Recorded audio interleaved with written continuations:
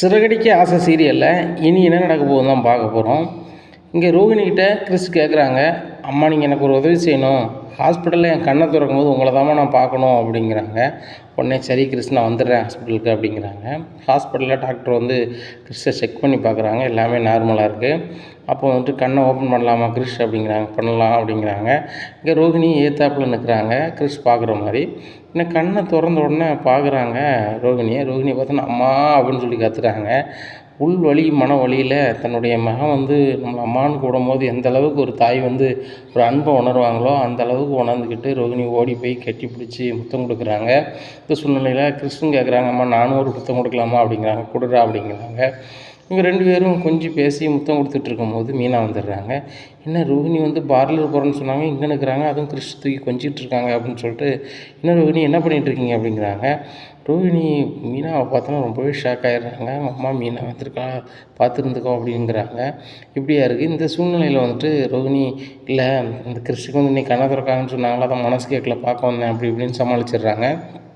அப்படியா ரோகிணி சரி சரி என் வீட்டுக்காரன்னு சொன்னார் கிறிஸ் மேலே இவ்வளோ பாசமாக இருக்குது அந்த பொண்ணு அப்படின்னு சொல்லிட்டு, உங்களுக்கும் கிறிஸ் பிடிச்சிருக்கல அப்படி அப்படின்னு சொல்லி பேசிகிட்டு இருக்காங்க. ரோகிணி வழக்கம் போல் சமாளிச்சிடுறாங்க தான் மாற்றுறதுல இருந்துட்டு. உடனே மீனா சொல்கிறாங்க, சரியாயிடுச்சு இல்லாமல் ரொம்ப சந்தோஷம் அப்படி இப்படின்னு பேசிகிட்டு இருக்காங்க. அப்போ டாக்டர் சொல்கிறாங்க, இன்னொரு 10 நிமிஷம் கழிச்சு நான் கொஞ்சம் அவனை வந்து செக் பண்ணிவிட்டு அனுப்பிடுறோம். நார்மலாக இருந்துச்சுன்னா நீங்கள் வந்துட்டு இங்கே கூட்டி வர வேண்டாம், ஆனால் வந்து நார்மலாக இல்லை அப்படின்னா நீங்கள் வந்து ஒரு வாரத்துக்கு இங்கே வந்து காமிக்க வேண்டியிருக்கும் அப்படிங்கிறாங்க. சரி டாக்டர் அப்படின்னுட்டு இருக்காங்க. இன்னைக்கு கிறிஸ் அப்போ தான் நினைக்கிறாரு, இந்த மாதிரி கண்ணு வந்து சரியாக தெரிஞ்சுட்டு நம்ம சொன்னோம் அப்படின்னா உடனே கிராமத்துக்கு அனுப்பி விட்ருவாங்க. நம்ம அம்மாவே நம்ம பார்க்க முடியாது, அம்மா கூடவே இருக்க முடியாது. அம்மாவும் சொல்லியிருக்கிறாங்க இந்த மாதிரி நான் தான் அம்மானு யார்ட்டையும் சொல்லக்கூடாதுன்னு சொல்லிட்டு. சொல்லாட்ட கூட பரவாயில்ல, எங்கள் அம்மா இருக்கிற இடத்துல நான் இருந்தால் எனக்கு மனசுக்கு ரொம்ப சந்தோஷமாக இருக்கும் அப்படின்னு நினைக்காரு. சரி ரைட்டு செக் பண்ணும்போது நம்மளுக்கு சரியாக தெரியலன்னு சொல்லுவோம், எப்படியும் வந்துட்டு அவங்க வந்து வர சொல்லுவாங்க அப்படின்னு நினைக்காரு சின்ன பையன் தக்கனையாக. இந்த சூழ்நிலையில் டாக்டர் செக் பண்ண கூப்பிட்றாங்க. அங்கே போகிறாங்க. இந்த நம்பர்லாம் சொல்லு தம்பி அப்படிங்கிறாங்க. இது என்னது என்ன எழுதியிருக்கு பாரு அப்படிங்கிறாங்க. அது 3 அப்படிங்கிறாரு. அதில் 1 போட்டிருக்கு 3ங்கிறாரு. 3ங்கிற இடத்துல 1ங்கிறாரு. இப்படி மாற்றி ஒன்றா சொல்கிறாரு. டாக்டர் சொல்கிறாங்க, நல்லா தெரிஞ்சுக்கிட்டு இருந்த பையன் இப்போ சரியாக பார்வை தெரியலங்கிறான், என்ன கண்ணில் எதுவும் பாதிச்சிருக்கானு தெரியல அப்படிங்கிறாங்க. இதை கேட்டால் அவங்க பாட்டி அழ ஆரம்பிச்சிடுறாங்க. ரோகிணியும் அழ ஆரம்பிச்சிடுறாங்க. மீனா கேட்குறாங்க டாக்டர்கிட்ட, என்ன டாக்டர் இப்படி சொல்கிறீங்க, நீங்கள் தான் கண்ணில் எந்த பாதிப்பு இல்லைன்னு சொன்னீங்களே அப்படிங்கிறாங்க. நாங்களும் அப்படி தான் நினச்சோம், ஸ்கேன் பண்ணி பார்த்தாலும் எதுவுமே தெரியல. பையன் வந்து இப்போ கேட்டால் மாற்றி சொல்கிறான், ஸ்கூல் போகிறாங்கள அப்படிங்கிறாங்க. அதெல்லாம் போகிறான் டாக்டர், அவர் 2nd ஸ்டாண்டர்ட் படிக்கிறான் அப்படின்னு சொல்கிறாங்க ரோகிணி. ரோகிணிக்கு எப்படி தெரியுது கரெக்டாக அப்படின்னு சொல்லிட்டு அப்படி மீனா பார்க்குறாங்க. சூழ்நிலையில் அந்த அம்மா தான் சொன்னாங்க அப்படின்னு சொல்லி அப்படி சமாளிக்கிறாங்க. மீனாவை பார்த்தோன்னே இந்த மாதிரி கண்டிப்பாக வந்து அவனுக்கு நல் பார்வை வந்துருமா டாக்டர் அப்படி இப்படின்னு சொல்லி ரோகிணி ரொம்பவே கேட்குறாங்க. டாக்டர் சொல்கிறாங்க, அதெல்லாம் வந்துருமா, இப்போ கண்ணில் வந்து லைட்டாக அடிபட்டுருக்கு பார்த்தீங்களா, அடிபட்ட உடனே அவங்க வந்துட்டு இதில் வச்சு கயிறை வச்சுலாம் கட்டி வச்சுருக்காங்க. கட்டி வைக்கும்போது கொஞ்சம் அந்த அதிர்வில் கொஞ்சம் ஏதாவது கூட பண்ணலாம். அதனால் நீங்கள் வந்து நாளைக்கு ஹாஸ்பிட்டலுக்கு கூட்டி வாங்க. இப்படி 1 வாரம் வந்து அவங்க செக் பண்ணி பார்த்துட்டா தெரிஞ்சிடும். 1 வாரத்தில் அவனுக்கு நல்லா ஆயிடுச்சு அப்படின்னா நீங்கள் வீட்டுக்கு கூப்பிட்டு போகலாம். என்னை பொறுத்த மட்டும் இப்போயுமே சரியாக தான் இருக்குது. ஆனால் இந்த கவுண்டிங் நம்பர் அவனுக்கு தெளிவாக தெரியலங்கிறானே, ஒரு வேளை வந்து அவனுக்கு கண்ணாடி தான் மாட்டணுமா அப்படிங்கிறத நம்ம செக் பண்ணி பார்த்துருவோம் அப்படிங்கிறாங்க. உடனே ரோகிணி சொல்கிறாங்க, அதுக்கு எவ்வளோ செலவாயிட்டாலும் பரவாயில்ல டாக்டர், நீங்கள் அதை கண்ணை மட்டும் செக் பண்ணி பார்த்துருங்க, வாழ்க்கை போயிடக்கூடாது அப்படின்னு சொல்லிட்டு பேசுகிறாங்க. இதை பார்த்தா மீனா இவ்வளோ இறக்கமாக இருக்காங்களே, வீட்டில் வித்தியாசமாக நடந்துக்கிறாங்க, ஆனால் ரோஹிணிகிட்ட ரொம்பவே சேஞ்ச் தெரியுது. கிறிஸுக்கு வந்தப்புறம் எல்லாமே ரொம்பவே மாறிட்டாங்க. பணக்காரங்கிற ஒரு ஆணவம் மாறி இப்போ நல்ல ஒரு குடும்ப பெண் மாதிரி ஆகிட்டாங்க அப்படின்னு நினைக்கிறாங்க ரோகிணி. சரி நம்ம மீனா நினைக்கிறாங்க. இப்படியா இருக்குது. அப்போ டாக்டர் சொல்கிறாங்க, சரி நீங்கள் கூப்பிட்டு போயிட்டு நாளைக்கு காலைல கூப்பிட்டு வாங்க அப்படிங்கிறாங்க. உடனே சரிம்மா நீங்கள் வாங்க வீட்டுக்கு போகலாம் அப்படிங்கிறாங்க. மீனா எதுக்கு நீங்கள் வீட்டுக்கு கூப்பிட்றீங்க அப்படிங்கிறாங்க. என்ன ரோகிணி சொல்கிறீங்க, அவங்க வந்து எப்படி ஊருக்கு போய்ட்டு எப்படி வருவாங்க அப்படிங்கிறாங்க. இல்லை அவங்க ஏதாவது இந்த ஹாஸ்பிட்டலே கூட தங்கிக்கிடட்டும், அது கூட ரூமுக்கு பணம் கட்டிக்கிடுவாங்க அவங்க அப்படிங்கிறாங்க. ரோகிணி ஏன் ஹாஸ்பிட்டலுக்கு பணம் கட்டணும், அது வேஸ்ட்டு தானே, அந்த பணம் இருந்துச்சுன்னா கிறிஸுக்கு ஏதாவது வகையில் உதவுதுக்கு ஆகும்ல. அவங்க அத்தை வேறு வந்து மனசாட்சியே இல்லாமல் துபாயில் இருக்கிறாங்கன்னு சொல்கிறாங்க அவங்க அம்மா. இந்த மாதிரி நிலமையில் இருக்கும்போது வந்து அவங்க வரலாம்ல அப்படிங்கிறாங்க. உடனே கிறிஸோட பாட்டி சமாளிக்கிறாங்க, என் பொண்ணுக்கு நான் தகவலே தெரிவிக்கலை அப்படிங்கிறாங்க. இன்னும் மீனா சொல்கிறாங்க, இந்த மாதிரி நேரத்தில் நீங்கள் கண்டிப்பாக தெரிவிச்சிருக்கணுமா, இந்த மாதிரி சூழ்நிலையில் இருக்கான்னு தெரிஞ்சால் அவங்க பதறிக்கிட்டு வருவாங்க. அதுக்கப்புறம் வந்து அவங்க அத்தை வந்து கிறிஸ்கிட்ட இருக்கும்போது அவனுக்கு கொஞ்சம் ஆறுதலாக இருக்கும். அவனுடைய உடல்நிலை முன்னேறுவதற்காக இருந்தாலும் சரி தான், அவன் சந்தோஷமாக இருந்தால் தானே எல்லாம் மாறுமா. நீங்கள் கண்டிப்பாக உங்கள் பொண்ணுகிட்ட சொல்லுங்கள். நான் தான் சொன்னேனே உங்கள் ஃபோன் நம்பர் தாங்க, நான் பேசுகிறேன்னு சொன்னேன், நீங்களும் கேட்க மாட்டேறீங்க, இப்போ கூட கொடுங்கம்மா நான் பேசுகிறேன் அப்படி இப்படின்ட்டு இருக்காங்க. உடனே ரோகிணி பதறாங்க. ஏன் மீனா உங்களுக்கு தேவையில்லாத வேலை பார்க்குறீங்க, அவங்க பொண்ணுக்கு சொல்கிறாங்க, சொல்லாமல் போகிறாங்க, இது உங்களுக்கு தேவையா அப்படிங்கிறாங்க. ரோகிணி எதுக்கு நீங்கள் கோவப்படுறீங்க, அவங்க சொந்த அண்ணன் மகன் இப்படி கஷ்டப்படுறாங்க, அவங்க அங்கேருந்து என்ன செய்ய போகிறாங்க, பணம் தான் பெரிய விஷயமா, உறவு பெரிய விஷயம் இல்லையா, நான் கேட்கணும் அப்படிங்கிறாங்க. இப்போ ரோகிணிக்கு பயங்கர கடுப்பாக இருக்குது. இந்த முத்து மீனாவும் சும்மாவே இருக்க மாட்டாங்க போல், அதிக பிரசங்கித்தனமாக பண்ணுறாங்க அப்படின்னு சொல்லிட்டு ரோகிணி, உங்களுக்கு என்ன வந்துருச்சு, அவங்க அத்தைக்கு தெரிஞ்ச என்ன தெரியாட்ட என்ன அப்படிங்கிறாங்க. ரோகிணி, நீங்கள் ஒரு நாள் 2 நாள் பார்த்தா உங்களுக்கே இவ்வளோ பாசம் இருக்குது, உங்களுக்கு முன்னாடி எனக்கு கிறிஷை தெரியும், கிறிஷ் நல்லா இருக்கணும் வைக்கணும்னு நான் நினைக்க மாட்டேனா சொல்லுங்கள் அப்படிங்கிறாங்க. இதை கேட்ட ரோகிணிக்கு, என்னடா அந்த மீனா வேறு வந்துட்டாளடா, அந்த மீனாட்ட வேறு அந்த அம்மாட்ட சொல்ல வேண்டாம்னு நினச்சேன், மீனா வேறு அம்மா சொல்லியிருக்காங்களான்னு சொல்லிட்டு நேராக ரோகிணி முறைக்காங்க. உடனே ரோகிணிகிட்ட கண்ணிலே சொல்கிறாங்க, நான் வர சொல்லலை, மீனாவாக தான் வந்திருக்கா அப்படின்னு சொல்லிட்டு, உடனே வாங்கம்மா வீட்டுக்கு போகலாம் அப்படிங்கிறாங்க. உடனே மீனா வேணாம் வீட்டுக்கு வேண்டாம் அப்படிங்கிறாங்க. நீங்கள் எதுக்கு வேணாம்னு சொல்கிறீங்க ரோகிணி அப்படிங்கிறாங்க. இல்லை எங்கள் ரூமில் இருக்கிறது ஆன்ட்டிக்கே பிடிக்கல, இப்படி இருக்கும்போது அங்கே கூப்பிட்டு போனால் நல்லா இருக்காது அப்படிங்கிறாங்க. ரோகிணி, உங்களுக்கும் பிடிக்கலையா உங்கள் ரூமில் இருக்குது அப்படிங்கிறாங்க. நான் அப்படி சொல்லலை, எனக்கெலாம் அவங்க எத்தனை நாள் இருக்கட்டும்னு நினச்சிட்ருப்பேன், ஆனால் மனோஜோ ஆன்ட்டிக்கோ சுத்தமாக பிடிக்கல, அப்படி இருக்கும்போது அங்கே வந்தாங்கன்னா எங்கள் அம்மாவுக்கு ரொம்ப கஷ்டமாக இருக்கும் அப்படிங்கிறாங்க. உங்கள் அம்மாவுக்கு இல்லை, இந்த அம்மாவுக்கு ரொம்ப கஷ்டமாக இருக்கும், பேரனுக்கு ரொம்ப கஷ்டமாக இருக்கும் அப்படிங்கிறாங்க. இந்த கிறிஸ் சொல்கிறாங்க, மீனாத்தை நமக்கு வீட்டுக்கே வாரேன், எனக்கு அங்கே இருக்க தான் பிடிச்சிருக்கு அப்படி இப்படின்னு பேசுகிறாங்க. கிறிஸ் வாயை மூடிட்டு இருக்க மாட்டேன் அப்படிங்கிறாங்க ரோகிணி. என்ன ரோகிணி சின்ன பையனை ஏசுறீங்க அப்படிங்கிறாங்க. இல்லை மீனா, அவனுக்கு தெரியாது, பெரியவங்க நம்மளுக்கு தானே தெரியும், நம்ம ஆன்ட்டி எவ்வளோ கோவப்படுறாங்க வைக்கிறான்னு சொல்லிட்டு, அவங்க கோவப்படும் போது இவங்க அங்கே இருந்தாலும் நல்லா இருக்காது, இவங்க மனசும் கஷ்டப்படும், நம்ம மனசும் காயப்படும், அது எதுக்கு, அதனால் இவங்களை பேசாமல் ஹாஸ்பிட்டல்லே இருக்க சொல்லிடலாம், இல்லைன்னா ரூம் எடுத்து கூட தங்க சொல்லலாம் அப்படிங்கிறாங்க. என்னத்தை செஞ்சாலும் நம்ம வீட்டில் இருக்கிற மாதிரி இருக்காது, நம்ம வீட்டில் இருந்தாங்க அப்படின்னா நம்மளுக்கு வேண்டியதை நம்ம சமைச்சு கொடுக்க முடியும், அடிக்கடி வெந்நீர் சாப்பிடணும் கிறிஸ், அதனால் அவனுக்கு நீர் ஆகாரம் கொடுத்த மாதிரியும் இருக்கும், ஆனால் ஒன்றுமே இல்லை அப்படின்னுட்டு இருக்காங்க. இல்லை மீனா, நீங்கள் என்ன சொன்னாலும் சரி தான், அவங்க தங்க மாட்டாங்க அப்படிங்கிறாங்க. உடனே கிறிஸோட பாட்டின்னு சொல்கிறாங்க, ஆமாம் மீனா, நாங்கள் அங்கே இருந்தால் உங்களுக்கெலாம் வருத்தமாக இருக்கும், அதனால் வேண்டாம் அப்படிங்கிறாங்க. ஏம்மா நீங்கள் அப்படிலாம் பேசாதீங்க, எங்கள் அத்தை எப்போதுமே அப்படி தான், நீங்கள் வந்தாலும் வராட்டில் என்ன ஏசிக்கிட்டு தான் இருப்பாங்க, அதேமாதிரி நான் நினச்சிக்கிறேன், நீங்கள் எதுவும் நினைக்காதீங்க, நீங்கள் நினைக்க வேண்டிய ஒரே ஒரு விஷயம் கிறிஸுக்கு உடம்பு சரியாகணும், அதை மட்டும் நினைங்க, வேறு எதுவுமே நீங்கள் நினைக்க வேண்டாம் அப்படிங்கிறாங்க. உடனே ரோகிணிகிட்டையும் ஒரு பதிலும் சொல்ல முடியல, மீனாகிட்டையும் ஒரு பதில் சொல்ல முடியல, என்ன செய்யணும்னு தெரியாமல் ரொம்ப திணறிட்டு இருக்காங்க ரோகிணியோட அம்மா. இந்த சூழ்நிலையில் முத்து வந்துடுறாரு. முத்தை பார்த்தோன்னா ரோகிணி ரொம்பவே ஷாக் ஆகிடுறாங்க. என்ன பரவாயில்லம்மா நீங்கள் இங்கே நிற்கிங்க அப்படிங்கிறாங்க.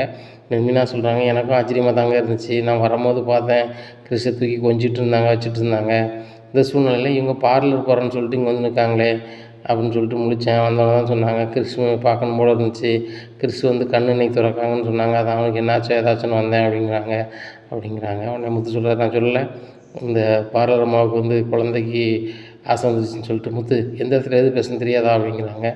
நான் தப்பாக பேசிட்டேன், குழந்தைக்கும் குழந்தை வேணும்னு நீங்கள் ஆசைப்பட்றீங்க, அதன் அடிப்படையில் கிறிஸை பார்க்குறீங்க, இல்லைன்னா இருக்குது கிறிஸ் வந்த நேரம் உங்களுக்கு இன்னொரு குழந்தை வரப்போகுது அப்படிங்கிறாங்க. உடனே கிறிஸ் சொல்கிறாங்க, ஆண்டி உங்களுக்கு சின்ன பாப்பா வரப்போதா அப்படிங்கிறாங்க. டேய் கிறிஸ் சும்மா அப்படிங்கிறாங்க ரோகிணி. ரோகிணி பாட்டி சொல்கிறாங்க, முத்து உங்களுக்கு ஏன் சிரமம், நாங்கள் கிராமத்துக்கு கிளம்புறோம் அப்படிங்கிறாங்க. உடனே மீனா சொல்கிறாங்க, ஏங்க கிறிஸுக்கு இப்போ கண் பார்வை கொஞ்சம் மங்கலான மாதிரி தெரியுது அப்படிங்கிறாங்க. என்ன சொல்கிறீங்க மீனா அப்படிங்கிறாங்க. நான் டாக்டர்கிட்ட என்னென்னு கேட்குறேன் அப்படிங்கிறாங்க. இப்போ தான் டாக்டர்கிட்ட கேட்டோம், கண்ணை செக் பண்ணி பார்த்துட்டு குறிப்பிட்ட பார்வை தெரில, அதனால் கண்ணாடி தான் போட வேண்டியிருக்குமா, இல்லைனா நார்மலாக இருக்கானான்னு சொல்லிட்டு ஒரு வாரம் கழிச்சு தான் தெரியும். ஆனால் கண் ஆட்களை பார்க்குறதோ இந்த பொருளை பார்க்குறதோ அதெல்லாம் பெரிய விஷயமா இருக்காது, ஆனால் எண்களை பார்க்கும்போதோ புத்தகத்தை பார்க்கும்போதோ கூர்ந்து பார்க்கும்போது சரியாக தெரியலை அப்படிங்கிற ஒரு நிலை இன்றைக்கி அவன் சொல்கிறத வச்சு தெரிய வருது. அதனால் ஒரு வாரம் கொண்டு வாங்க, சரியாயிடுச்சு அப்படின்னா ஒன்றும் பிரச்சனை இல்லை, வீட்டில் போய் நெல்லிக்காவை நல்லா அவிச்சு கொடுங்க, அது கண்ணுக்கு ரொம்ப நல்லது அப்படி இப்படின்னு சொல்லி விடுறாங்க. இந்த சூழ்நிலையில் முத்து சொல்கிறாரு, வாங்கம்மா வீட்டுக்கு போகலாம் அப்படிங்கிறாங்க. உடனே ரோகிணி சொல்கிறாங்க, என்ன முத்து நீங்களும் மீனாவும் ரொம்ப ஓவராக பண்ணிகிட்ருக்கீங்க, அவங்களுக்கு நம்ம வீட்டுக்கு வரதுக்கே பிடிக்கல, நீங்கள் வீட்டுக்கு வானா எப்படி வருவாங்க அப்படிங்கிறாங்க. உடனே ரோகிணியோட அம்மாவும் சொல்கிறாங்க, ஆமாம் முத்து, எங்களால் உங்களுக்கு பல பிரச்சனை வருது, அதனால் நாங்கள் பேசாமல் இந்த ஹாஸ்பிட்டலே இருந்துடுறோமே, ஒரு வாரம் கழிட்டு அப்படியே கிளம்பிடுறோமே அப்படிங்கிறாங்க. ஏம்மா மூணாவது மனுஷன் மாதிரி பேசாதீங்க, மீனா உயிரை கிறிஸு காப்பாற்றிருக்கான், ஆனால் கிறிஸுக்கு ஏதாவது ஒன்றா நானோ மீனாவோ தாங்கிக்க மாட்டோம், அதனால் கண்டிப்பாக மீனா கூப்பிட்றல நானும் கூப்பிட்றோம்ல வாங்க அப்படிங்கிறாங்க. உடனே ரோகிணி கத்த ஆரம்பிச்சிடுறாங்க. என்ன முத்து புரிஞ்சிக்க மாட்டேறீங்க அப்படிங்கிறாங்க. என்ன பார்லர்மா உங்களுக்கு ரூமை விட்டு கொடுக்க மனசில்லை அப்படி தானே அப்படிங்கிறாங்க. நான் அப்படி சொல்லவே இல்லையே அப்படிங்கிறாங்க. அப்புறம் என்ன அப்படிங்கிறாங்க. இல்லை ஆன்ட்டிக்கும் பிடிக்கல மனோஜுக்கும் பிடிக்கல அப்படிங்கிறாங்க. எங்கள் அம்மாவுக்கும் மனோஜுக்கும் யாரையுமே பிடிக்காது, அவங்க சுயநலமாக தான் இருக்குன்னு நினைப்பாங்க, அவங்க மட்டும் சுகமாக இருக்குன்னு நினைப்பாங்க. பார்த்தீங்களா அன்றைக்கி சாதாரண ஒரு சேரில் கிறிஸ் உட்காந்ததுக்கு அவ்வளோ பேச்சு பேசுனாங்க, நீங்களும் கேட்டுட்டு தான் இருந்தீங்க. ஒரு வார்த்தை கூட ஆன்ட்டி நீங்கள் ஏன் இப்படி பேசுறீங்கன்னு கேட்கல. அவங்க டைப் அதுதான் சரியா. இதே இது இந்த இடத்துல அவங்க அம்மா பெற்ற தாயோ தகப்பனோ இருப்பாங்கன்னா எங்கள் அம்மா பேசுனதுக்கு என்னெல்லாம் பண்ணியிருப்பாங்க, அவங்களுக்கு எவ்வளோ மனசு உழைச்சிருக்கும் நினச்சி பாருங்கள் அப்படிங்கிறாங்க. அவங்க உங்களுக்கு மனசு உழைக்கலன்னு உங்களுக்கு தெரியுமா முத்து அப்படிங்கிறாங்க. என்னம்மா நீ அவங்க அம்மா மாதிரி பேசிகிட்டு இருக்க அப்படிங்கிறாங்க. ஆகா முத்துக்கு நம்ம ஏதாவது பாயிண்ட்டை கொடுத்துடக்கூடாதுன்னு சொல்லிட்டு, முத்து சொல்கிறத கேளுங்க, அவங்க பேசாமல் இந்த ஹாஸ்பிட்டலே இருக்கட்டும், வாடகை கூட நானே கொடுத்துட்றேன் அப்படிங்கிறாங்க. பார்லர்மா நீங்கள் வாடகை கொடுப்பீங்க, அவங்கள பார்த்துப்பீங்க, ஆனால் அவங்க ரூமில் இருக்க தங்க அனுமதிக்க மாட்டீங்க, என்ன பார்லர்மா அப்படிங்கிறாங்க. நான் ஒன்றுமே சொல்ல முத்து அப்படிங்கிறாங்க. பார்த்தீங்களாம்மா நம்ம பார்லர்மாவே கண்டுக்கிடலை, வாங்க நீங்கள் வீட்டுக்கு கிளம்புங்க அப்படின்னு சொல்லிட்டு முத்து அவங்க 2 பேரும் கூப்பிட்டு கிளம்புறாரு. இதை பார்த்தா ரோகிணிக்கு பயங்கர கடுப்பாக இருக்குது. மீனா நினைக்கிறாங்க நான் வீட்டுக்கு கூப்பிட்டோம் அப்படின்னா அந்த ரோகிணி வர வேண்டாம்னு சொல்லியிருப்பாங்க, இப்போ என் வீட்டுக்காரே கூப்பிட்டாங்க, இப்போ ஒன்றும் செய்ய முடியாது அப்படின்னு சொல்லிட்டு ரொம்ப இதாக இருக்கிறாங்க. இந்த சூழ்நிலையில் இந்த 2 பேரும் ஹாஸ்பிட்டல் போயிட்டாங்க, நம்ம இங்கே வரவே மாட்டாங்க அப்படின்னு சொல்லிட்டு அவங்க தூங்கிட்டு இருந்த பெட்ஷீட் எல்லாத்தையும் எடுத்து ஓரமாக எறிகிறாங்க. அந்த ரூமில் தண்ணியை தெளிச்சு விடுதாங்க, பினாயில் கலந்து ஊற்றுறாங்க, இந்த மாதிரி பண்ணிகிட்ருக்காங்க. இந்த சூழ்நிலையில் எப்பா நம்மளை பிடிச்சி தனியாக போயிடுச்சு அப்படின்னு சொல்லிட்டு ஹாலில் உட்காந்துருக்காங்க. முத்து மீனாவும் வராங்க. வந்துட்டிங்களா சமூக சேவகர்கள்லாம் வாங்க, சமூக சேவை பண்ணதுக்குன்னே இவங்க பிறந்து கிடக்காங்க அப்படி இப்படின்ட்டு இருக்காங்க. அண்ணாமலை என்ன மீனா என்ன விஜயா காலையிலே புலம்பிகிட்ருக்கு அப்படிங்கிறாங்க. இல்லைங்க இவங்களே இந்த வீட்டில் தண்டமாக இருக்காங்க, இதில் இவங்க 2 பேர் தண்டமாக கூட்டி வச்சுருக்காங்க. இந்த ரோகிணியும் மனோஜ் ரூம் கிடைக்காம ரொம்ப கஷ்டப்படுறாங்க, என்கிட்ட சொல்லி அவங்க ரொம்ப ஃபீல் பண்ணுறாங்க அப்படிங்கிறாங்க. உடனே முத்து மீனாவும் வராங்க. அவங்க என்றைக்கு உங்கள்கிட்ட ஃபீல் பண்ணாங்க அப்படிங்கிறாங்க. டேய் அவங்க ஃபீல் பண்ணது ஓண்டையாக சொல்லிகிட்டு இருப்பாங்க, என்கிட்ட தான் சொன்னாங்க, ரோகிணி எவ்வளோ ஃபீல் பண்ணுறா தெரியுமா, தனியாக சுதந்திரமாக இருக்க முடியல வைக்கலன்னு சொல்லிட்டு அப்படிங்கிறாங்க. அப்போ எதுக்கு அந்த அம்மா வீட்டில் தங்கன்னு கூட்டி வராங்க, அங்கே பாருங்கள் அப்படிங்கிறாங்க.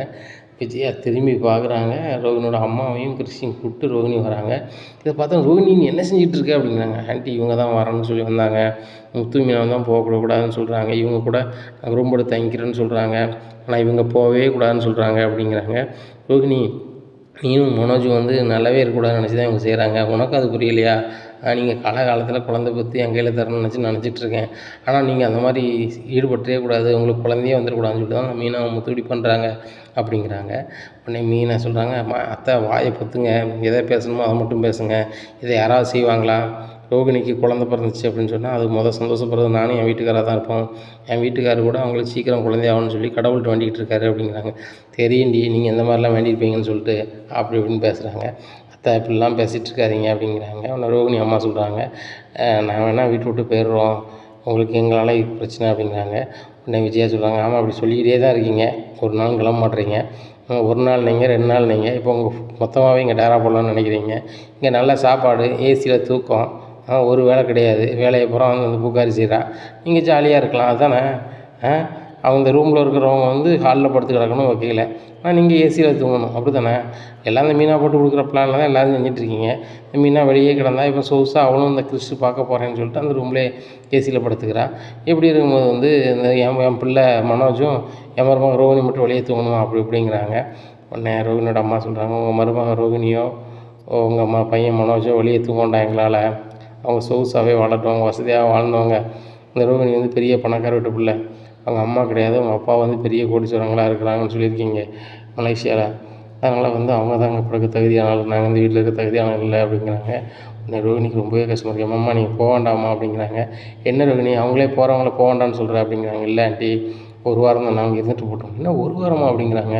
ஆமாம் ஆண்டி கிறிஸ்துக்கு சரியாக கண் பார்வை தெரியலையா, அதனால் டாக்டர் செக் பண்ணி பார்த்துட்டு ஒரு வாரம் வரணும்னு சொல்கிறாங்க அப்படிங்கிறாங்க. சரி ரோகிணி இதெல்லாம் இருக்கட்டும், நீ பார்லர் போகிறேன்னு தானே சொன்னேன், இவங்க கூட வர அப்படிங்கிறாங்க. இல்லை ஆண்டி இந்த பையனுக்கு கண் பிரிக்காங்கன்னு சொன்னாங்களா, அதனால் மனசு கேட்கல தான் போனேன் அப்படிங்கிறாங்க. ரோகிணி பார்த்தியா உன்னையே முத்து மீனாவும் மனசை மாற்றிட்டாங்க பார்த்தியா, நீ நல்லா இருக்கக்கூடாது மனோஜ் நல்லா இருக்கக்கூடாதுன்னு நினச்சாங்க, இப்போது தொழில் கெடுக்கிறதுக்கு அவங்க பண்ணுறாங்க, கொஞ்சம் கொஞ்சமாக போய் மனோஜ் தொழில் கெடுக்கிறதுக்கு ஏதாவது வேலை பார்ப்பாங்க. இவங்களுக்கு வந்து இந்த வீட்டில் யாருமே பெரிய அளவில் தொழில் பண்ணிடக்கூடாது, நல்லா இருந்துடக்கூடாது அப்படிங்கிறாங்க. இதை கேட்ட முத்து சொல்கிறாமே, அந்த புத்தி எனக்கோ மினாவுக்கோ கிடையாது. உடனே விஜய் சொல்கிறாங்க, நடிக்காடா, தெரியும் உங்கள் புத்தி தெரிஞ்சு தானே இவங்கள வீட்டு விட்டே அனுப்ப மாட்டேங்கிங்க. அவங்களும் இந்த வீட்டில் எல்லாம் கிடைக்குன்னு சொல்லிட்டு வராங்க, கொஞ்சம் கூட வெக்கமும் கிடையாது மானமும் கிடையாது அப்படிங்கிறாங்க. உடனே அண்ணாமலை எந்திக்கிறாங்க, விஜயா இதுக்கு மேலே ஒரு வார்த்தை பேசினேன் முகம் பழுத்துரும் பார்த்துக்க அப்படிங்கிறாங்க. ஏங்க சம்மந்தமில்லாத ஆளுக்கு நீங்கள் கை நீட்டுவீங்களா அப்படிங்கிறாங்க. கை மட்டும் இல்லை காலை நீட்ட வேண்டியிருக்கும். உங்கள் மரியாதை என்னவோ அதை காப்பாற்றிக்க. நீ ஏதாவது விவகாரம் பண்ணுறியா, இல்லை ரூமில் அவங்க இடம் கேட்குறாங்களா, இல்லைல்ல அந்த ரூமு கொடுக்கக்கூடிய ரோகிணியே கொடுத்துட்றேன்னு சொல்கிறா. ஏங்க என் பையங்களாங்க வெளியே தூங்குறான் அப்படிங்கிறாங்க. உன் பையனை தூங்க இடம் இல்லை அப்படின்னா நம்ம ரூமில் வந்து தூங்க சொல்லு அப்படிங்கிறாங்க. ஏங்க அவன் பெட்டில் சுதந்திரமாக படுக்குன்னு நினைப்பான், நம்ம ரூமில் வந்து தூங்கணும் அப்படிங்கிறாங்க. ஏன் உன் பையன் வந்து வீட்டில் சண்டை போட்டு தெருவும் திண்ணையுமா அலைஞ்சானே, ஃபேன் காற்று கூட இல்லாமல் கோயில் அலைஞ்சானே, அன்றைக்கி உனக்கு தெரியலையா அப்படிங்கிறாங்க. இதை கேட்ட விஷயம், ஏங்க வெளியாட்கள் வந்துருக்கும்போது இப்படியாங்க என் பையனை கவலைப்படுத்துறீங்க அப்படிங்கிறாங்க. உனக்கு இதை சொன்னதே பெரிய கவனமாக தெரியுது, உன் பையன் பிச்சை எடுத்துட்டு வந்தானே அது உனக்கு தெரியலையா அப்படிங்கிறாங்க. ரோகிணி அம்மா பார்க்குறாங்க, என்ன மாப்பிள்ளை பிச்சை எடுத்தாரா அப்படின்னு சொல்லிட்டு பார்க்குறாங்க. உடனே ஆகா எங்கள் அம்மாவுக்கு இது தெரிஞ்சுட்டேன் அப்படின்னு சொல்லிட்டு, அங்கிள் இது விடுங்க அங்கிள், ஆண்டி இதெல்லாம் பெருசாக வளர்க்காதீங்க விடுங்க நான் பார்த்துக்கிறேன் அப்படின்னு சொல்லிட்டு நீங்கள் ரூமில் போயிருங்கம்மா அப்படின்னு சொல்லிட்டு ரூமில் கொண்டு விட்டுறாங்க.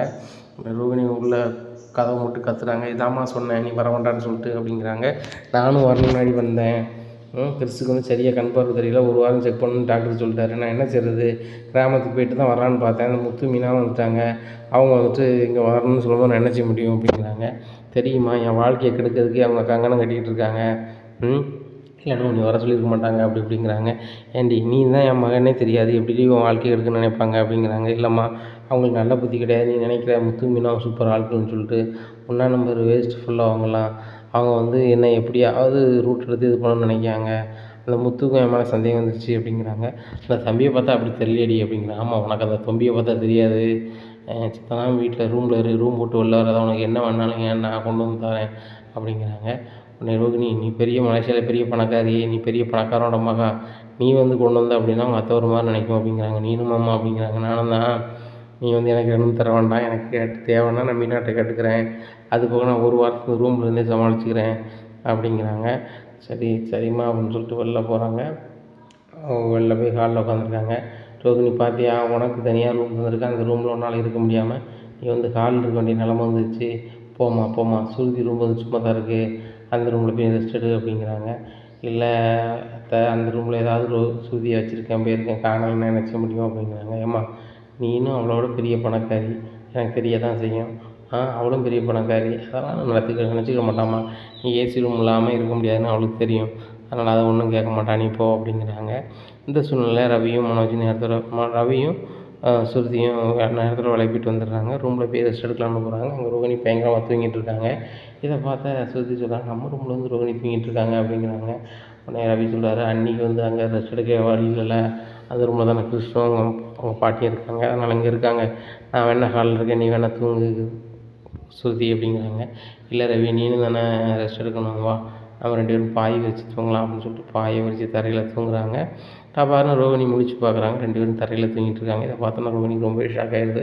இந்த ரோகிணி இந்த சுருதி பிள்ளை எவ்வளோ பெரிய பணக்கார பிள்ளை, அதே தரையில் தூங்குது, நம்ம பெட்டில் படுத்துருக்கோமேன்னு சொல்லிட்டு சுருதி நீங்கள் பெட்டில் வேணா படுங்க நான் வேணா வெளில கிளம்புறேன் அப்படிங்கிறாங்க. இல்லை ரோகிணி நாங்கள் ஒன்றும் நினைக்கல, நீங்கள் பெட்டில் தூங்குங்க, நாங்கள் 2 பேரும் தூங்கணும்ல அதனால் கீழே தூங்குறோம் அப்படிங்கிறாங்க. இல்லை எனக்கு நான் இருக்கிறது உங்களுக்கு கம்ஃபர்டபுளாக இருக்கா, நான் கிளம்புறேன் அப்படிங்கிறாங்க. நான் வேணா ஹாலில் போய் படுக்கிறேன், நீங்கள் வேணா 2 பேரும் ஏசியில் தூங்குங்க நான் கிளம்புறேன் அப்படிங்கிறாங்க. இல்லை ரவி நீங்கள் நாங்கள் தூங்க அப்படி இப்படின்னுட்டுருக்காங்க. உடனே விஜயா வந்துடுறாங்க. பாத்தியா ரவி, பாத்தியா சுருதி, இந்த மீனா பண்ணதை பாடாலாம் இந்த ரூமில் இந்த ரூம் இல்லைன்னு ஏற்கனவே இந்த வீட்டில் ஏகப்பட்ட பிரச்சனை போயிட்டுருக்கு, இந்த முத்து மீனாவும் அதை உசுப்பேற்ற மாதிரி கண்டவங்களாம் கூப்பிட்டு வந்து படுக்க வச்சுக்கிட்டு இருக்காங்க அப்படிங்கிறாங்க. சுருதி சொல்கிறாங்க, ஆண்டி அவன் சின்ன பையன், அவங்களும் வயசானவங்க கஷ்டப்பட்டவங்க, அவங்க கிராமத்துக்கு போயிட்டு இங்கே வரணும்னா எப்படியா தான் ஹாஸ்பிட்டலில் காமிக்கணும்னு வந்திருப்பாங்க அப்படிங்கிறாங்க. இல்லை சுதிமா இன்றைக்கி ஹாஸ்பிட்டலில் கொண்டு காமிச்சிருக்காங்க, கெட்டெல்லாம் பிரிச்சுட்டாங்க, அந்த பையன் ஓடுறான் ஆடுறான் எல்லாம் தெரிய தான் செய்யுது, ஆனால் ஒரு வாரம் ஹாஸ்பிட்டலில் செக் பண்ணணும் இங்கே இருக்கணும்னு சொல்லியிருக்காங்க, இது என்ன லாட்ஜா, இது என்ன பெரிய அனாதை ஆசிரமமா, நினச்சி பாருமா அப்படின்னுட்டு இருக்காங்க. ஆண்டி யாருக்காவது உதவி செஞ்சாலும் நமக்கு நல்லது தானே, புண்ணியம் தானே கிடைக்கும் அப்படிங்கிறாங்க. சுதிமா இன்னுமா இதை நம்புகிற, அவங்க ஏமாத்துறாங்க, இந்த வீட்டில் நல்ல சாப்பாடு கிடைக்கி ஏசியில் தூங்கலாம் வைக்கலாம் நல்லா பழங்கள் தூங்கலாம்னு சொல்லி அலையுதாங்க, அதுபோக இவங்களுக்காக மனோஜ் ரோகிணி வெள்ளி தூங்கணும்னு தலையிலே எழுதியிருக்கு அப்படிங்கிறாங்க. ஆண்டி இதை தான் நான் சொல்லிகிட்டே இருக்கேன், இந்த ரூம் பிரச்சனை தான் அந்த வீட்டில் பெரும் பிரச்சனை ஓடிட்டுருக்கு. ஒன்று செய்தோம், நானும் ரவியும் வேணா வந்துட்டு எங்கள் வீட்டில் போய் இருக்கோம். இந்த ரூமில் மனோஜும் ரோகிணி இருந்துக்கிட்டோம். அவங்க 1 வாரம் கழிச்சு போயிடுவாங்கன்னு சொல்கிறீங்களா? 1 வாரம் கழிச்சு நாங்கள் வந்துடுறோம் அப்படிங்கிறாங்க. சுத்திம்மா அப்படிலாம் போனால் எங்கள் வீட்டுக்கு மரியாதையே இருக்காதும்மா அப்படிங்கிறாங்க. உடனே ரவி சொல்கிறாரு, நீ சொன்னால் அப்படி நான் வருவேன்னு நினச்சிட்டு இருக்கியா ஸ்ருதி அப்படிங்கிறாங்க. இல்லை நீங்கள் வரமாட்டீங்கன்னு எனக்கு தெரியும், வேறு எங்கேயாவது ரூம் போட்டுனாலும் தம்பி தங்கிடுவோம். அவங்களுக்கும் கஷ்டமாக இருக்குது, ரோகிணிக்கும் ஏசி ரூம் இல்லாமல் அவங்களும் கஷ்டப்படுறாங்க, ஏன் அவங்க கஷ்டப்படணும், நம்மள மாதிரி தானே அப்படிங்கிறாங்க. அண்ணி நீங்கள் தப்பாக நினைக்கலண்ணா, நீங்களும் மனோஜ் வந்து பெட்டில் படுத்துக்கோங்க, நாங்கள் ஒரு பாய் வச்சு தரையில் படுத்துக்கிறோம் அப்படிங்கிறாங்க. உடனே விஜயா சொல்கிறாங்க, டேய் ஸ்ருதி எவ்வளோ பெரிய கோடீஸ்வரி, அவள் தரையில் படுப்பாளடா அப்படிங்கிறாங்க. ஏம்மா நீங்கள் வரதுக்கு முன்னாடி ரோகிணி நீங்கள் பெட்டில் படுப்போம், நாங்கள் 2 தரையில் தான் தூங்கணும், ஸ்ருதிலாம் அதை எடுத்துக்கவே மாட்டாம்மா, அவள் வேறம்மா டைப்புமா அப்படிங்கிறாங்க. உடனே ஆண்டி என் மேலாம் நீங்கள் ரொம்ப பாவப்பட வேண்டாம், நான் எப்படினாலும் தூங்கிடுவேன், எனக்கு தூக்கம் வந்தால் போதும், பக்கத்தில் ரவி இருந்தால் தான் நான் எங்கேனாலும் தூங்குவேன், மொட்டை மாடியில் கூட தூங்குவேன், நாங்கள் வேணால் மொட்டை மாடியில் தூங்கட்டுமா அப்படிங்கிறாங்க. சுதிமா அதெல்லாம் பண்ணக்கூடாது, பனி நிறைய விழுது அப்படிங்கிறாங்க. முத்து மீனா மட்டும் நிறைய நாள் தூங்குறாங்க, நீ ஒன்றுமே சொல்லலையே ஆண்டி அப்படிங்கிறாங்க. ஏம்மா அவன் ஒரு சாதாரண டிரைவரு, அவள் பூக்காரி, நீ அப்படி இல்லைல்ல அப்படிங்கிறாங்க. எங்கள்கிட்ட பணம் இருக்குது என்ன ஆண்டி, அவங்ககிட்ட பணம் இல்லை, அதனால தான் அப்படி நினைக்கிங்களோ அப்படிங்கிறாங்க. இங்கே விஜயாவுக்கு பயங்கர அசிங்கமாக இருக்குது. இந்த ஸ்ருதி வந்து லைட்டாக நூலுக்கு மேலே நூல் ஏற்றுறாளா அப்படின்னு சொல்லிட்டு, சரி ஸ்ருதிம்மா நான் கிளம்புறேன் அப்படின்னு சொல்லிட்டு கிளம்பிடுறாங்க. ரோகிணி வெளில வாங்க அப்படிங்கிறான்ட்டு போகிறாங்க. போனால் ரோகிணி அவங்கள உடனே வெளில பற்றிட்டு நீ அந்த ரூமில் இரு அப்படிங்கிறாங்க. ஆண்டி அதை எப்படி ஆண்டி முடியும் அப்படிங்கிறாங்க. சரி நீ பார்லர் போகாமல் இங்கே வந்து இருக்கியப்போ என்ன அப்படிங்கிறாங்க. இல்லை ஆண்டி பார்லரை வந்து பார்த்துக்கிட சொல்லிட்டேன் என்கிட்ட வேலை பார்க்குறவங்ககிட்ட, எனக்கு உடலுக்கு ரொம்ப அசதியாக இருக்குது அப்படி இப்படின்னுட்டு இருக்காங்க. உடலுக்கு அசதியாக இருக்கா, அவங்க போகிறது வரைக்கும் உனக்கு போக மனம் இருக்காதா அப்படிங்கிறாங்க. என்ன ஆண்டி எப்படி பேசுகிறீங்க அப்படிங்கிறாங்க. பிறகு அவங்க வந்ததுலேருந்து நீ ஒழுங்காகவே பார்லருக்கும் போகல, மனோஜ் கூட நீ தொழில் என்ன பண்ணுறான் எது பண்ணுறான்னு கேட்கல. மனோஜ் கேட்குறானே, நான் வந்து வேலைக்கு போய்ட்டு வந்தேன், இன்றைக்கி வியாபாரம் எப்படி நடந்துச்சு, எது நடந்துச்சு, லாபம் எவ்வளோ வந்துச்சு, நட்டம் எதுவும் வந்திருக்கா அப்படி இப்படின்னு எல்லாத்தையுமே கேட்பாமா. இன்றைக்கி வந்து இவங்க வந்ததுலேருந்து ஒன்றுமே கேட்க மாட்டான்னு சொல்லுதான். இப்படியே இருக்காத, உங்களுக்குள்ளே இவங்களால சண்டை வந்துடும். இந்த முத்து மீனாவும் இதை தான் எதிர்பார்க்காங்க, நீங்கள் 2 பேரும் ஏதாவது வகையில் சண்டை போட்டு பிரியணும், தொழில் பண்ணக்கூடாது, நிம்மதியாக இருக்கக்கூடாதுன்னு சொல்லி தான் அவங்க பண்ணுறாங்க. அவங்களுக்கு நிரந்தரமாக மாடியில் ஒரு ரூம் கட்டி கொடுத்துருக்கு, அது வரைக்கும் இதுதான் பண்ணுவாங்க. அதுக்கப்புறம் அவங்க என்ன செய்ய போகிறாங்கன்னு தெரியல. இப்படி இருக்கும்போது நீங்கள் வந்து கரெக்டாக இருக்கணும், நீனும் பார்லர் போகாமல் இருந்தால் தொழில் வந்து என்னத்துக்கு ஆகும், பேசாமல் நீ பார்லர் கிளம்பு அப்படிங்கிறாங்க. ஆண்டி எனக்கு போக இன்றைக்கி மனசு இல்லை அப்படிங்கிறாங்க. என்னம்மா நீ தான் மனசு சொல்லுவேன், ஒரு தொழில் பண்ணும்போது காலையில் எழுந்திரிச்சி போகணும் வைக்கணும்னு சொல்லிட்டு, நீ சொந்தமாக தொழில் பண்ணுற நீ போகலான்னு வைக்கலாம்னா எப்படி சரியாக இருக்கும், சரியாக இருக்காது, எனக்கு போக விருப்பம் இல்லை ஆண்டி இன்றைக்கி அப்படிங்கிறாங்க. சரி ரைட்டு நான் போய் கல்லால் இருக்கேன், நான் கிளம்புறேன் அப்படின்னு சொல்லிட்டு விஜயா கிளம்புறாங்க. இதை பார்த்து ஆண்டி நீங்கள் வேண்டாம் அப்படின்னு, எனக்கு தெரியாதும்மா, பணத்தை யாரும் நம்பி விடக்கூடாது, பணத்தை அடிச்சுட்டு போயிடுவாங்க, அதனால் வந்து நானே போய் கல்லால் இருக்கேன் அப்படின்னு சொல்லிட்டு கிளம்பி ட்ரெஸ் பண்ணி நீ கிளம்பி பார்லர் போகிறாங்க. உடனே பார்லருக்கு ஃபோன் பண்ணி சொல்லுதாங்க, இந்த மாதிரி எங்கள் ஆண்டி வராங்க, தயவுசெய்து வந்து கல்லால் வந்திருந்தாலும் நீ ஒன்றும் சொல்லாத வைக்காத அப்படிங்கிறாங்க. என்ன மேடம் சொல்கிறீங்க, ஓனர் இப்போ தான் ஃபோன் பண்ணி நம்ம ஆஃபீஸுக்கு வரேன்னு சொல்கிறாங்க அப்படிங்கிறாங்க. என்னடி சொல்கிற அப்படிங்கிறாங்க. ஆமாம் அப்படிங்கிறாங்க. இதில் நான் வரேன் அப்படின்னு சொல்லிட்டு ஒரு காரை பிடிச்சி ரோகிணி வந்து பார்வதியை கூப்பிட்டு விஜயா போகிறதுக்குள்ளே நம்ம போயிடணும் அப்படின்னு சொல்லிட்டு நேராக போகிறாங்க. ரோகிணியை பார்த்தோன்னா, என்ன ரோகிணி அதுக்குள்ளே பார்லர் வந்துட்டேன் அப்படிங்கிறாங்க. ஆன்மா ஆண்டி ஒரு மாதிரி இருந்துச்சு தான் வந்துட்டேன் அப்படிங்கிறாங்க. இல்லைம்மா ஆனால் பார்வதி வீட்டுக்கு போய்ட்டு வரதுக்குள்ளே நீ வந்துட்டியா அப்படிங்கிறாங்க. இல்லை ஆண்டி நீங்கள் வேறு வரேன்னு சொன்னீங்கள்ல, இன்றைக்கி பார்லரில் கொஞ்சம் ஒயிட் வாஷ் அடிக்க சொல்லியிருக்கேன், அதனால் நாங்கள் கொஞ்சம் நம்ம இருக்க இயலாது, வாங்க நம்ம பக்கத்தில் உள்ள ரெஸ்டாரண்ட் போய்ட்டு வரலாம் அப்படிங்கிறாங்க. அப்படியே ரோகிணி அப்போ அதான் நீ வராமல் இருந்தியோ, சரி சரி அப்படின்னு சொல்லிட்டு அப்படி போய் ரெஸ்டாரண்ட்டில் போய் சாப்பிட்றாங்க. உடனே விஜயாட்ட சொல்கிறாங்க பார்வதி, உன் மருமக உன் மேலே எவ்வளோ மரியாதை வச்சுருக்கா பாரு, பெயிண்ட் அடிக்கும்போது கூட அந்த ஸ்மெல் உனக்கு பிடிக்காது, அதுபோக அந்த பெயிண்ட் அடிக்கிற போது உன் மேலே பற்றக்கூடாதுன்னு சொல்லி அவ்வளோ பத்திரமா வெளில கூப்பிட்டு வரா, வந்தோடனே மாமியாருக்கு பார்ட்டி வைக்க அப்படிங்கிறாங்க. பார்வதி நான் கொண்டு வந்த 2 மருமகள் பணக்கார மருமகள் அப்படி தான் அப்படிங்கிறாங்க. இன்னைக்கு பார்வதி சொல்கிறாங்க, 2 மருமகள் நீ கொண்டு வரல, இந்த பணக்கார ரோகிணியை நான் காமிச்சு கொடுத்தேன், அதே மாதிரி சுருதியை வந்து ரவி கல்யாணம் பண்ணான், நீ வந்து சுருதி பெரிய பணக்காரி, நம்ம வீட்டுக்கு வந்தால் தான் கௌரவம்னு சொல்லி அழுது நடித்து கூப்பிட்டு வந்தேன் அப்படிங்க. பார்வதி இப்படிலாம் பேசிகிட்டு இருக்காத, ரோகிணிக்கு சாப்பாடுக்கு ஆர்டர் பண்ணி போயிருக்கேன், அவளுக்கு கேட்டுக்கிடுவோம் அப்படிங்கிறாங்க. கேட்டாலும் இதானே உண்மை அப்படிங்கிறாங்க. உனக்கு ஓசி சாப்பாடு வாங்கி தந்தால் என் மருமக வாங்கி தரானா சாப்பிடு அப்படிங்கிறாங்க. விஜயா நீ என்ன காசாக கொடுக்க போகிற, நீனும் ஓசி சாப்பாடு தானே சாப்பிட போகிற அப்படிங்கிறாங்க. இது என் சொந்த மருமக, அவள் வந்து எனக்கு வாங்கி தந்தாகணுங்கிறது கடமை அப்படிங்கிறாங்க. நீயே வாங்கிட்டின்னு தான் கூப்பிடுதா, எனக்கு வாங்கி தருது அவளுக்கு கடமை தான், நல்ல வேலை எனக்கு ஒரு பையன் இல்லை, இல்லைன்னா நான் அவளை கட்டி வச்சுருப்பேன், நீ இன்றைக்கி இந்த வார்த்தை நீ பேசவே மாதிரி வந்திருக்காது அப்படிங்கிறாங்க. என் மருமகன் எனக்கு வரணும்னு இருந்திருக்கு, வந்திருக்கா அப்படிங்கிறாங்க. இதை மட்டும் பேசு, இந்த மீனாவும் உன் வீட்டுக்கு வரணும்னு நினச்சி தானே வந்திருக்கா, அதை மட்டும் மருமகளை ஏற்றுக்க மாட்டேங்க அப்படிங்கிறாங்க. பார்வதி, நான் இங்கே நல்ல மூடில் இருக்கேன், நல்ல செமையாக சாப்பிடணும்னு இருக்கேன். அந்த மீனா வந்து அந்த வீட்டில் 2 பேர் வந்ததுலேருந்து அன்னப்பால் கஞ்சி காய்க்கிறதும் வைக்கிறதும் சாம்பார் வைக்கிறது ரொம்ப கடுப்பாக இருக்குது. இன்றைக்கி வந்து நான் ஒரு ஃபுல் கட்டு கட்ட போகிறேன் அப்படிங்கிறாங்க.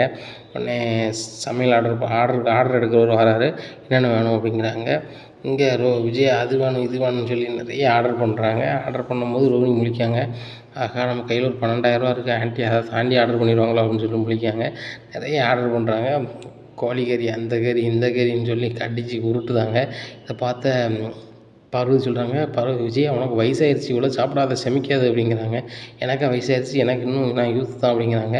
அன்றைக்கி நைட்டுக்காக நீ பிரியாணி சாப்பிட்டுட்டு இந்த யூத்துக்கு செமிக்காமல் என்னெல்லாம் பண்ணிகிட்டு இருந்தேன்னு எனக்கு தெரியும் விஜயா, தேவையில்லாமல் பண்ணிகிட்ருக்காத, செமிக்காமல் போயிட்டுனா அவ்வளோதான் அப்படி இப்படின்னுட்டு இருக்காங்க. அதெல்லாம் செமிச்சிரும் பார்வதி அப்படின்னு சொல்லி சாப்பிட்டுட்டே இருக்காங்க. உடனே ரோஹிணி, நான் அதிக செலவு எடுத்து கொடுத்தனோ அப்படிங்கிறாங்க. இல்லை ஆண்டி, நீங்கள் என்ன வேணாலும் சாப்பிடுங்க அப்படின்ட்டு ஐஸ் வைக்கிறாங்க. பயங்கரமாக சாப்பிட்றாங்க. சரி எல்லோரும் சாப்பிட்டோம், ஐஸ்கிரீம் சொல்லுவோம் அப்படிங்கிறாங்க.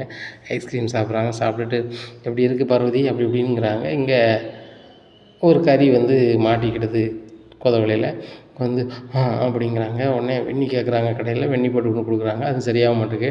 ரோஹிணி, எனக்கு சுத்தமாக முடியலை அப்படிங்கிறாங்க. வாங்க ஆண்டி ஹாஸ்பிட்டல் போகணும்னு சொல்லிட்டு ஹாஸ்பிட்டல் போகிறாங்க. ஹாஸ்பிட்டலில் செக் பண்ணி பார்த்துட்டு என்ன சொல்கிறாங்க, மூச்சு இழுத்து விடுங்க அப்படின்னு. இழுத்து விட முடியல, ஒரு பெரிய கரித்துண்டு வந்து தொண்டையில் மாட்டிக்கிட்டு அப்படிங்கிறாங்க. வாங்க ஸ்கேன் பண்ணுவோம் அப்படின்னு சொல்லி ஸ்கேன் பண்ணுறாங்க. ஸ்கேன் பண்ணி பார்க்குறாங்க. ஆமாம், ஒரு கரித்துண்டு மாட்டியிருக்கு, அது பெரிய துண்டாக இருக்குது. அதை எப்படி டாக்டர் எடுங்க டாக்டர் அப்படிங்கிறாங்க. ஒன்றும் எடுக்க முடியாது, ஆப்ரேஷன் பண்ணால் தான் எடுக்க முடியும். என்ன டாக்டர் சொல்கிறீங்க அப்படிங்கிறாங்க. ஆமாம், அது பெரிய கரித்துண்டு அப்படி இப்படிங்கிறாங்க. இந்த சூழ்நிலையில் டாக்டர் சொல்கிறாங்க, பெட்டில் சேர்த்துற வேண்டியதான் அப்படிங்கிறாங்க. உடனே சரி ரைட்டு அப்படின்னு சொல்லிட்டு ஹாஸ்பிட்டலில் சேர்க்காங்க. அப்போ முத்துக்கு அண்ணாமலைக்கு எல்லாருக்குமே தெரிய வருது.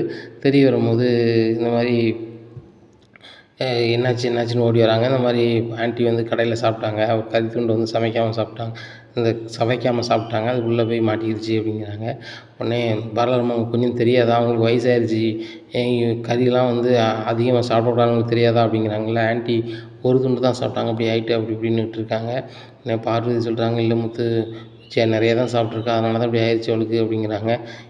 ஏம்மா வயசான காலத்தில் இப்படி பண்ணிகிட்ருக்கீங்க அப்படிங்கிறாங்க. டேய், முதல்ல என்னை டாக்டர் சொல்லி காப்பாற்ற சொல்கிறா, நீ வேறு ஓவராக பண்ணிகிட்ருக்காத அப்படிங்கிறாங்க.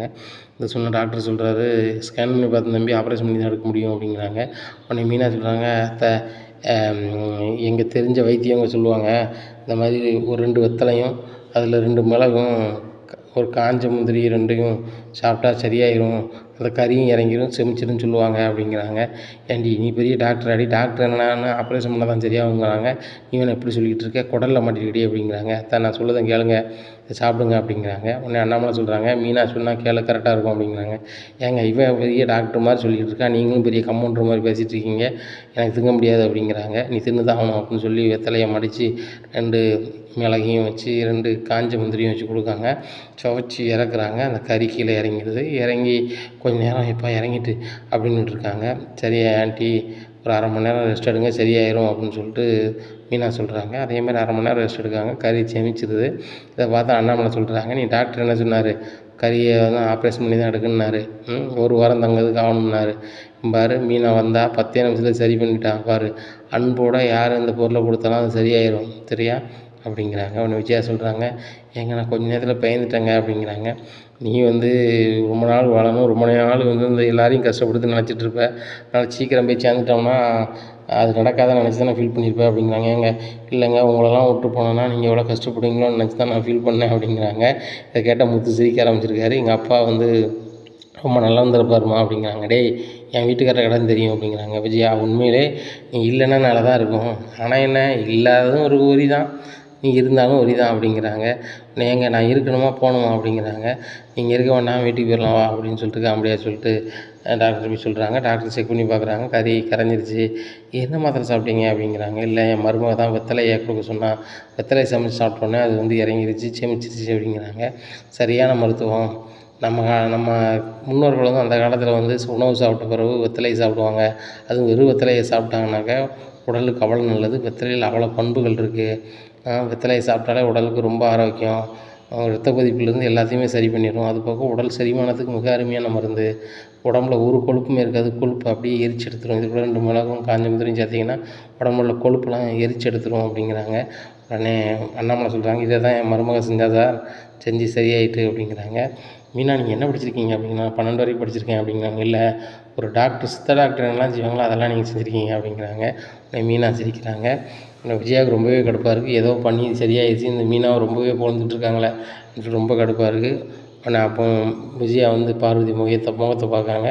என்ன விஜயா, உனக்கு நன்மை செஞ்சால் கூட அந்த பிள்ளையை பிடிக்க மாட்டேங்கல, அந்த அளவுக்கு நம்மளுக்கு அவன் மேலே அவளுக்கு வெறுப்பு இருக்குதுன்னு.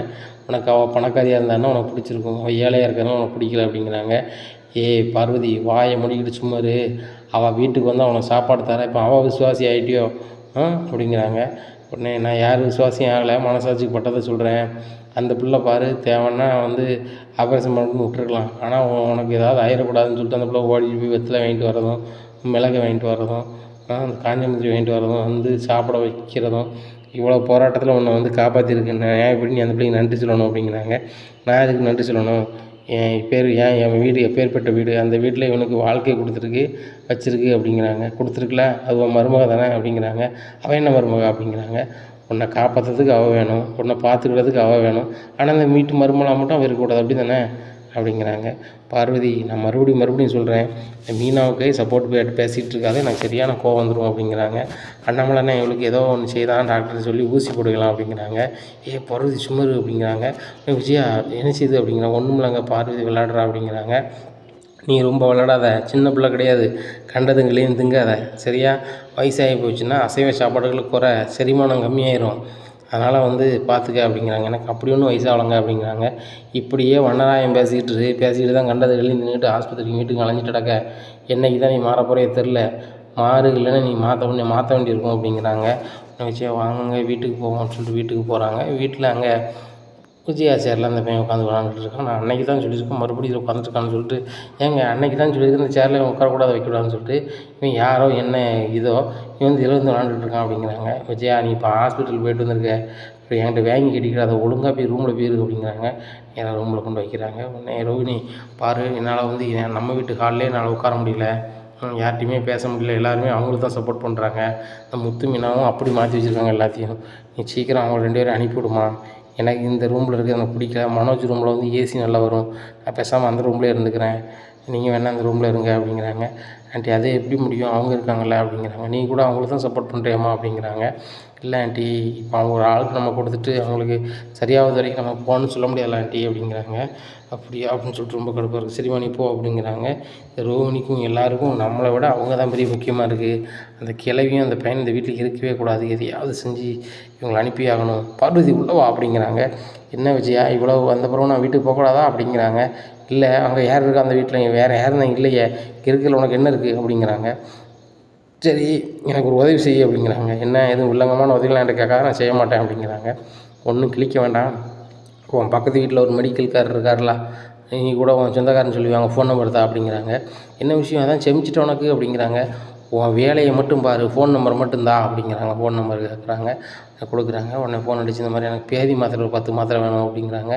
என்ன விஜயாம்மா, செமிக்காமல் எதுவும் இருக்கா, அப்போ அவ்வளோ மாத்திரை போடக்கூடாது, நீங்கள் உங்கள் வயசுக்கெலாம் செமிக்கணும்னா அரை மாத்திரை தான் போடணும் அப்படிங்கிறாங்க. ஒரு மாத்திரை போட்டால் என்ன ஆகும் அப்படிங்கிறாங்க. ஒரு மாத்திரை போட்டால் உடனே பாத்ரூம் போகும், 2 3 போட்டிங்கன்னா 10 வாட்டி போகும், அதுக்கு மேலே முடியாமல் போயிடும் அப்படிங்கிறாங்க. ரைட்டு, மாத்திரை வாங்கிடுவோம் அப்படின்னு சொல்லிட்டு, ஒன்றும் இல்லை, எனக்கு அப்பப்போ சில நேரம் பிரச்சனை பண்ணுது, நான் பரார மாத்திரையாக போட்டுக்கிறேன், எனக்கு ஒரு 10 மாத்திரை வேணும் அப்படிங்கிறாங்க.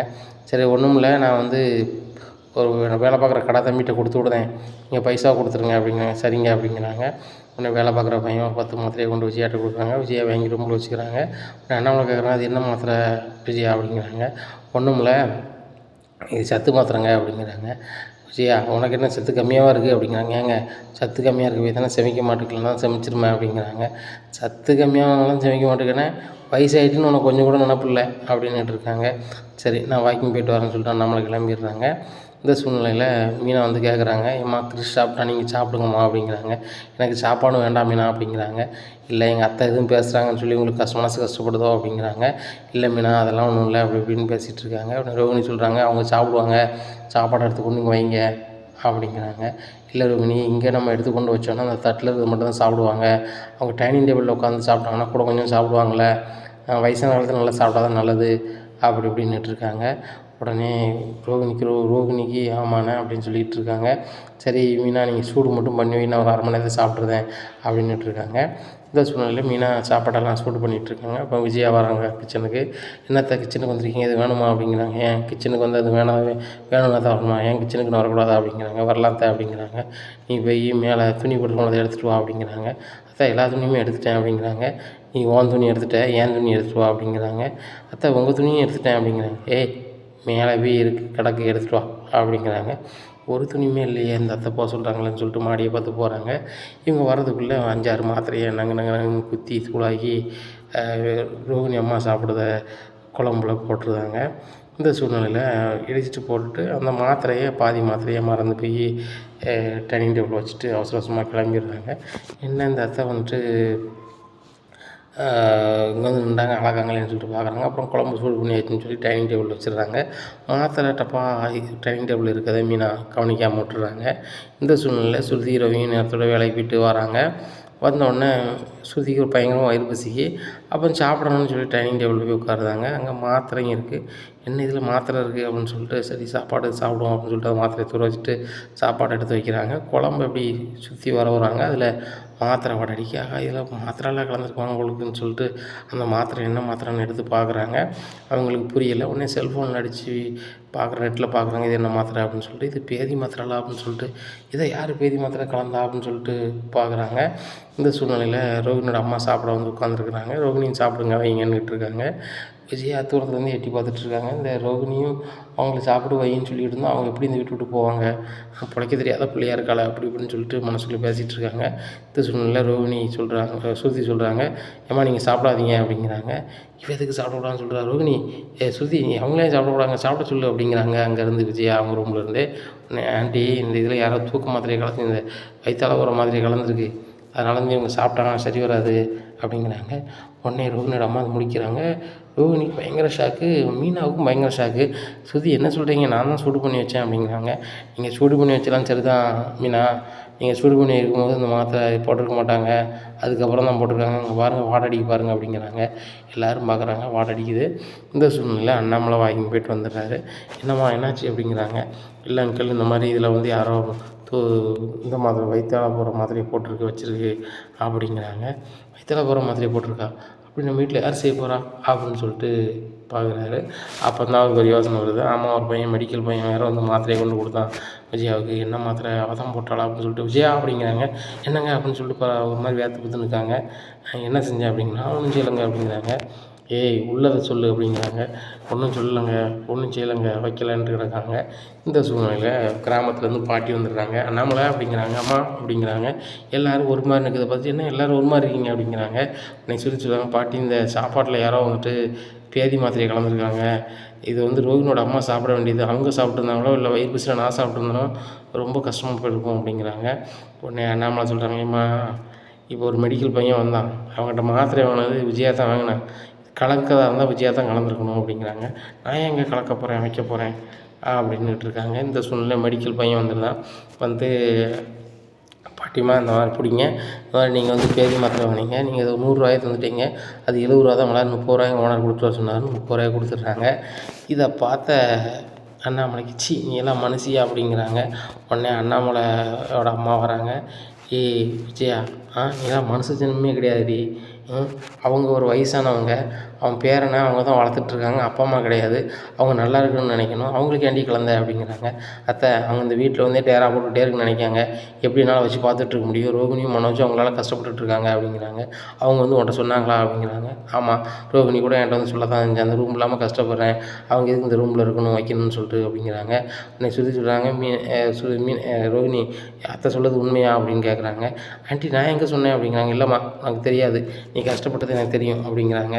மனோஜ் என்கிட்ட சொல்லி ரொம்ப ஃபீல் பண்ணான், ரூம் இல்லாமல் நான் வந்து கஷ்டப்படுறேன், இந்த வீட்டில் நான் தான் பெரிய பிஸ்னஸ் பண்ணுறேன், நான் பிஸ்னஸ் பண்ணுறேன்னா வந்து ரொம்ப ஃப்ரீயாக இருக்கணும், நான் வந்துட்டு இப்படி ஹாலில் படுக்கிறதும் அங்கே படுக்கிறதும் இங்கே படுக்கிறது நல்லவே இல்லை அப்படி இப்படின்னு சொன்னால் எனக்கு ரொம்ப கஷ்டமாக இருந்துச்சு, அதான் பேதி மாத்திரத்துக்கு கலந்துவிட்டேன் அப்படிங்கிறாங்க. உடனே ரோஹினியோட அம்மா வராங்க. விஜயாம்மா உங்களுக்கு நான் இருக்கிறது பிடிக்கலன்னா போன்னு சொல்லியிருக்கலாமே, இப்படி கலந்தீங்க அப்படின்னா எனக்கு எதாவது ஆகிட்டுனா என் பேரனை என் பாப்பா என் பையன் அனாதையா தானே போவான் அப்படிங்கிறாங்க. உடனே மீனா சொல்கிறாங்க, அவன் எதுக்கு அனாதையாக போகணும், உங்களுக்கு எதாவது ஒன்றா நாங்கள் பார்த்துப்போம் குழந்தைய அப்படிங்கிறாங்க. உடனே விஜயா சொல்கிறாங்க, ஏண்டி யார் குழந்தைய யாரடி பாப்பா அப்படின்ட்டு இருக்காங்க. அண்ணாமலை சொல்கிறாங்க, விஜயா தூக்க மாத்திரை கலந்துக்கு நீ வெளுத்துருக்கணும், சத்தம்தான் இரு சரியா, பே எனக்கு பேரம்பேத்தி இருக்கிற காலகட்டத்தில் அவங்க கை நீட்டினா நல்லா இருக்காதுன்னு நினச்சி பார்த்துட்ருக்கேன், ஒரு அளவுக்கு மேலே நீ பேசாத வாயை மூடு அப்படிங்கிறாங்க. உடனே பாட்டி சொல்கிறாங்க, விஜயா என்கிட்ட வாங்கி உனக்கு மறந்துட்டு நினைக்கேன், பழைய மாமியாராக நான் மாறினா மூதுவலி பிச்சு போடும் பிச்சு, அந்த பொம்பளையாட்ட மேலே மன்னிப்பு கேளு அப்படிங்கிறாங்க. பண்ணிச்சுக்கோங்க என்ன அப்படிங்கிறாங்க. இல்லைம்மா நான் உங்கள் வீட்டு எதுவும் உங்களுக்கு பிடிக்கல, நான் அப்படி செஞ்சுருக்கீங்க நான் எதுவும் நினைக்கல, என் நேரமாக நான் உங்கள் வீட்டில் வந்து இருக்கேன், இல்லைனா என் அம்மா வரப்போகிறேன், எனக்கும் வீடு இருக்குமா, இந்த சென்னையில் வந்து என் பையனுக்கு பேரனுக்கு வந்து ஹாஸ்பிட்டலில் காமிக்க வேண்டியது இருந்துச்சு, அதுவும் இந்த முத்து மீனாவும் எங்களை வந்து போகவே கூடாதுங்க தான் வரணும்னு சொன்னோன்னு தான் வந்தோம், இல்லைன்னா அந்த வீட்டு பக்கத்துலேயே வந்திருக்க மாட்டேன் அப்படிங்கிறாங்க.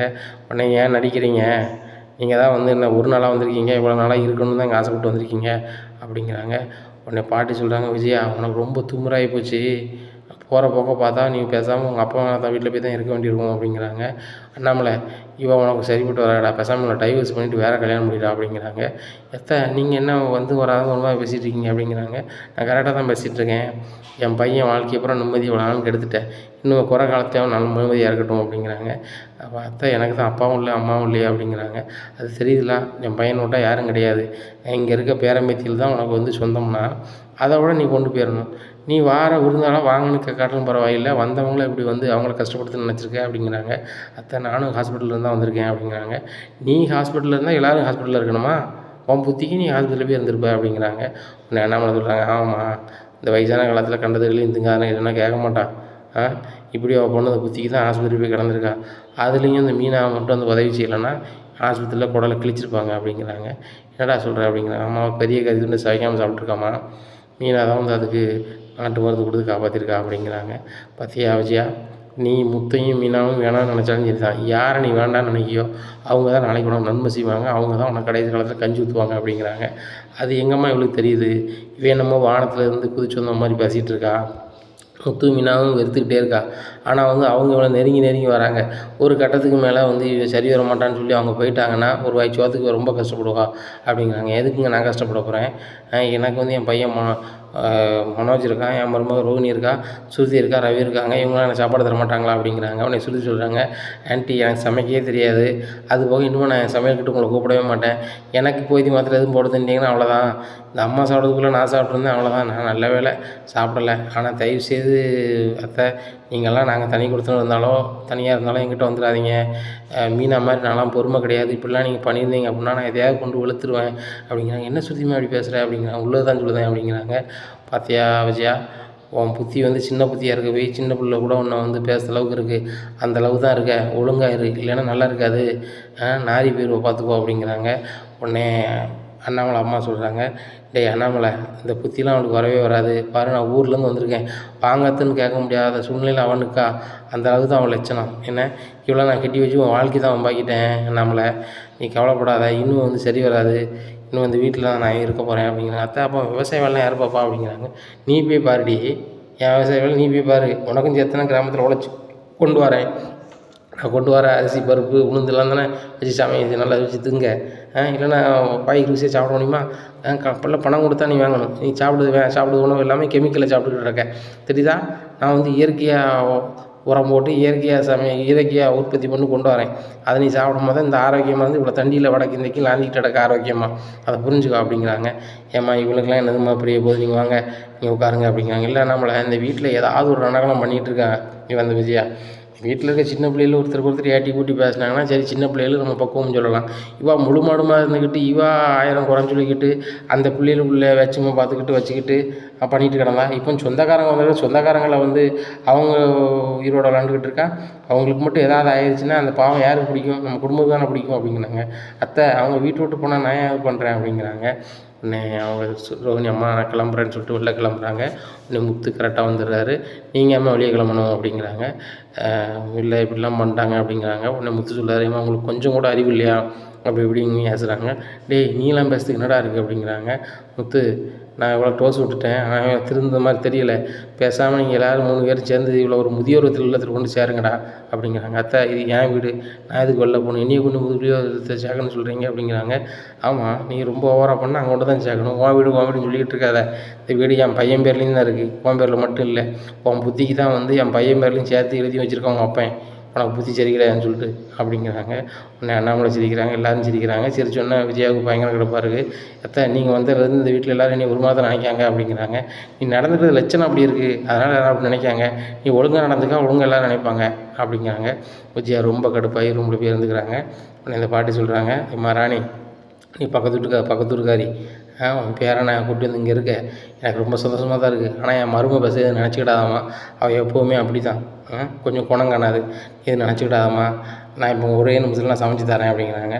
பாட்டி நான் சமையல் வேறு அடுப்பில் வச்சிட்டேன் அப்படிங்கிறாங்க. பார்த்தியா மீனா வந்து அவ்வளோ தங்கமான பிள்ளை, அவள் சூப்பராக சமைச்சு தருவாள், கொஞ்சம் சாப்பிடுமா, இல்லைன்னா முத்தலாம் கடையில் வாங்கி தர சொல்லுதம்மா, அந்த சின்ன பையன் சாப்பிட்டானாம்மா அப்படிங்கிறாங்க. சாப்பிட்டாங்க பாட்டி அப்படிங்கிறாங்க. நான் உனக்கு பாட்டியா?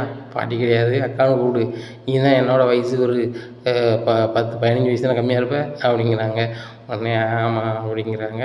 உடனே அண்ணாமலையும் சிரிச்சுக்கிறாங்க. நேராக அவங்க ரூமில் போயிருக்காங்க. மீனா சமையல் பண்ணி மனோஜ் நம்ம கிறிஸுக்கு ஊட்டி விட்றாங்க. கிறிஸுக்கு ஊட்டி விடுறத பார்த்தா மீனா நம்ம தான் அந்த முத்துவும் மீனாவும் தப்பாக நினைக்கும். மீனா முத்து எந்த வகையில் எப்படி இருந்தாலும் பசங்களை ஒழுங்காக பார்த்துக்கிறாங்க அப்படின்னு சொல்லிட்டு ரொம்பவே சந்தோஷமாக இருக்கிறாங்க. இனி என்ன நடக்கும் இந்த ரோகிணி வீட்டில் அப்படிங்கிறத பொறுத்திருந்து பார்க்கலாம். நம்ம சேனலை நீங்கள் மறக்காமல் லைக் அண்ட் சப்ஸ்கிரைப் பண்ணுங்கள். நன்றி, வணக்கம்.